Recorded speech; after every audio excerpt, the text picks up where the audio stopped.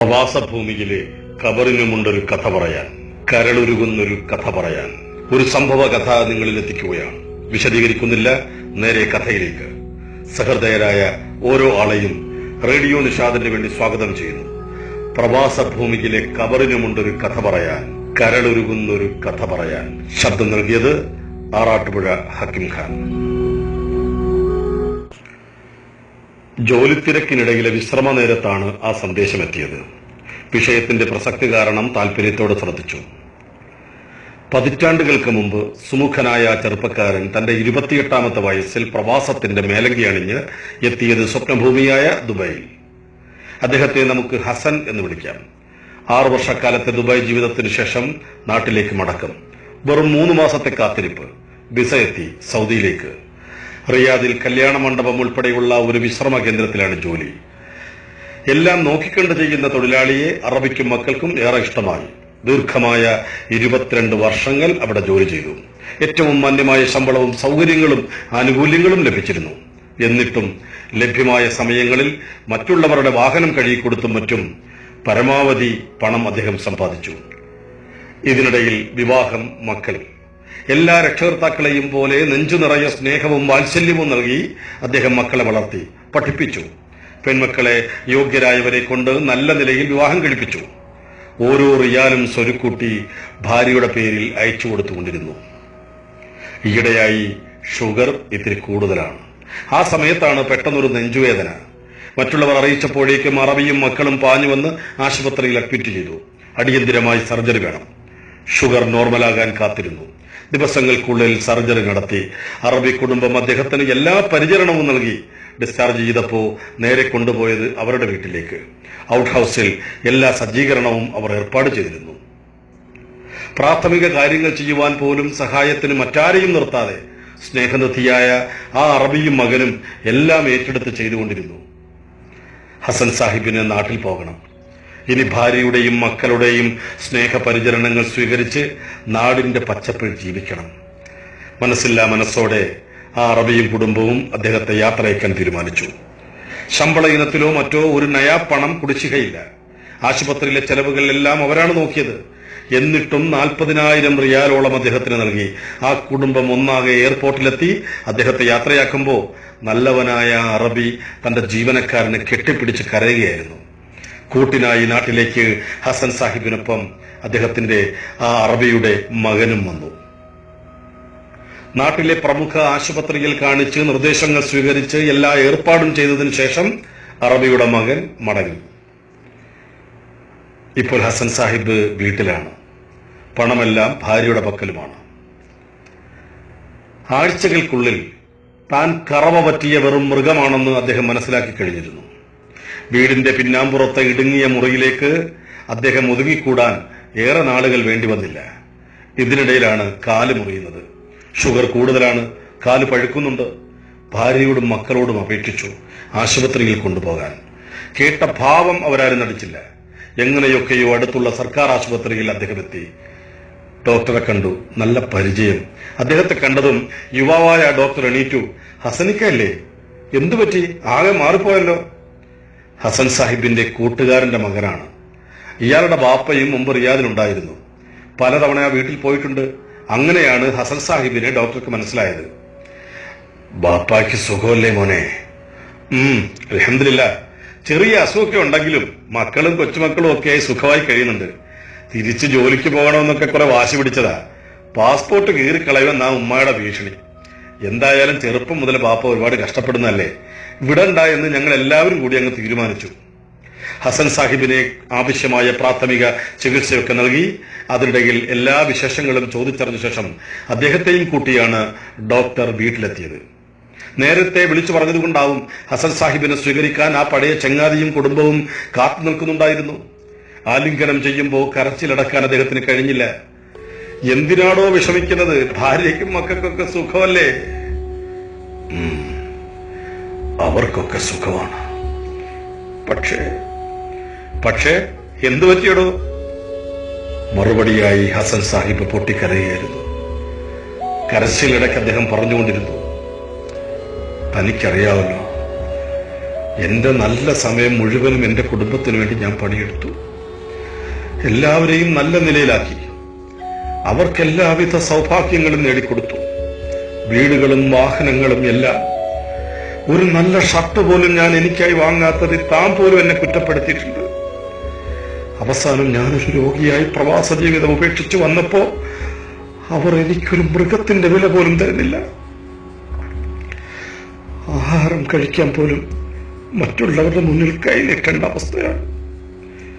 ആശുപത്രിയിൽ വരാനുള്ള വഴിച്ചെലവിന് വേണ്ടിയുള്ള കാശ് പോലും ഇല്ലായിരുന്നു എന്റെ കയ്യിൽ. ഒരയൽക്കാരൻ തന്ന പണം കൊണ്ടാണ് ഞാൻ ഗവൺമെന്റ് ആശുപത്രി വന്നത്. താൻ വളരെ ഭാഗ്യം ചെയ്തവനാടോ. തന്നെ ജീവന തുല്യം സ്നേഹിക്കുന്ന മക്കളും ഭാര്യയും തനിക്കുണ്ടല്ലോ. ഹസൻ സാഹിബ് മാത്രമല്ല, ആ ചങ്ങാതിയും കരയുകയായിരുന്നു. അദ്ദേഹം ആശ്വസിപ്പിക്കാൻ ശ്രമിച്ചു. ഹസ, കുറെയൊക്കെ നിന്റെ തെറ്റുകൂടിയാണ്. എന്തെങ്കിലും നിന്റെ പേരിൽ സമ്പാദിക്കാൻ നീ ശ്രമിച്ചിട്ടില്ല. സാരമില്ലടോ, പടച്ചോന്റെ വിധി പോലെ വരട്ടെ. ഇനി കുറച്ചു ദിവസം കഴിഞ്ഞ് പോയാൽ മതി. ഈ മുറിവൊക്കെ ഒന്ന് ഉണങ്ങട്ടെ. മുറിവൊക്കെ കരിഞ്ഞു. കൃത്യമായ മരുന്നും ഭക്ഷണവും ഹസൻ സാഹിബിന്റെ ശാരീരിക അവസ്ഥ മെച്ചപ്പെടുത്തി. അപ്പോഴേക്കും പോകാൻ അദ്ദേഹം ധൃതി കൂട്ടിക്കൊണ്ടിരുന്നു. ഹസൻ സാഹിബിനെ വീട്ടിലെത്തിച്ച് മടങ്ങുമ്പോ അദ്ദേഹം ചോദിച്ചു, മോനെ, എനിക്കൊന്ന് ഫോൺ ചെയ്യണം. അതിനെന്താ, ആർക്കായിക്കാ? നമ്പർ പറയൂ. ഓർമ്മയിൽ നിന്ന് അദ്ദേഹം നമ്പർ പറഞ്ഞു കൊടുത്തു.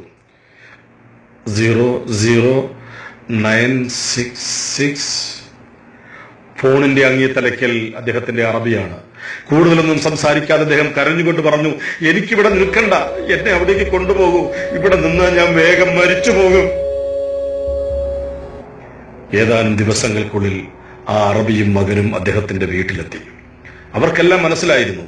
യാത്രയ്ക്കുള്ള എല്ലാ ഏർപ്പാടുകളും ചെയ്ത് ഏറെ വൈകാതെ അവരോടൊപ്പം ഹസൻ സാഹിബും വീണ്ടും എത്തി പ്രവാസ ഭൂമിയിൽ. വർഷങ്ങൾ പിന്നെയും കഴിഞ്ഞു. ഹസൻ സാഹിബിന് തീരെ വയ്യ. ആശുപത്രിയിൽ അഡ്മിറ്റാണ്.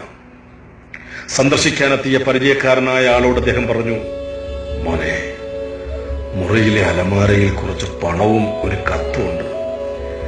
നീ അതെടുത്ത് യുക്തമായത് ചെയ്യണം. എന്റെ മക്കളെ ആരെങ്കിലും എന്നെങ്കിലും കണ്ടാൽ നീ പറയണം, അവരോട് ഈ ബാപ്പായ്ക്ക് യാതൊരു വിരോധവുമില്ലെന്ന്. അല്പ ദിവസത്തിനകം തന്നെ ആ മനുഷ്യൻ ഈ ലോകത്തോട് യാത്ര പറഞ്ഞു. ഇന്നാലില്ലാഹ്. മയ്യിത്തടക്കുവാനുള്ള അനുവാദം തേടി 2 ദിവസം കുടുംബവുമായി ബന്ധപ്പെടാൻ ശ്രമിച്ചിട്ടും ആ മക്കളോ ഭാര്യയോ ഒരു താല്പര്യവും കാണിച്ചില്ല. അങ്ങനെ ഹസൻ സാഹിബിന് പ്രവാസ ഭൂമിയിൽ കബറൊരുങ്ങി. അറബിയും മക്കളും നെഞ്ചുപൊട്ടുന്ന വേദനയിലാണ്. അവരെല്ലാവരും കൂടി ആ പരിചയക്കാരനുമായി അദ്ദേഹത്തിന്റെ മുറിയിലെത്തി. അലമാരയിൽ നിന്നും കുറച്ച് പണം, ഒരു കത്ത്, തലയണക്കടിയിൽ നിന്നും ഭാര്യയുടെയും മക്കളുടെയും ഫോട്ടോ, മക്കളുടെ കുട്ടിക്കാലം മുതലുള്ള വിവിധ ഫോട്ടോകൾ. കൂടെ വന്ന ആ ചെറുപ്പക്കാരൻ ആ കത്ത് പൊട്ടിച്ചു വായിച്ചു. എന്റെ ഭാര്യയും മക്കളും അറിയുന്നതിന് നിങ്ങൾക്ക് എന്നോട് പിണക്കമാണെന്ന് എനിക്കറിയാം. പക്ഷെ എനിക്കതിന് സാധിക്കില്ലല്ലോ. എന്നോട് ഇങ്ങനെയൊക്കെ ചെയ്യാൻ എന്ത് തെറ്റാ ഞാൻ നിങ്ങളോട് ചെയ്തത്? നിങ്ങൾക്ക് വേണ്ടിയല്ലാതെ ഒരിക്കലും ഞാൻ എനിക്ക് വേണ്ടി ജീവിച്ചിട്ടില്ലല്ലോ. എന്റെ മക്കളുടെ ഓരോ വളർച്ചയും സന്തോഷത്തോടെ നോക്കിക്കണ്ടയാളല്ലേ ഞാൻ. പക്ഷേ നിങ്ങളെല്ലാം കൂടി എന്നെ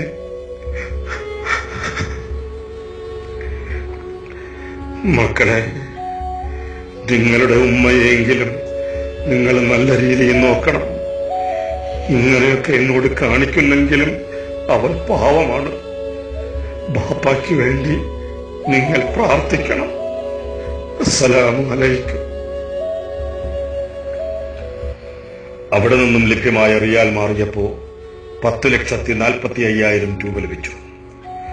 നാട്ടിലേക്ക് ലീവിന് പോയപ്പോ ആ തുകയുമായി അദ്ദേഹം ഹസൻ സാഹിബിന്റെ അദ്ദേഹത്തിന്റെ ഭാര്യയുടെയും മക്കളുടെയും വീട്ടിലെത്തി.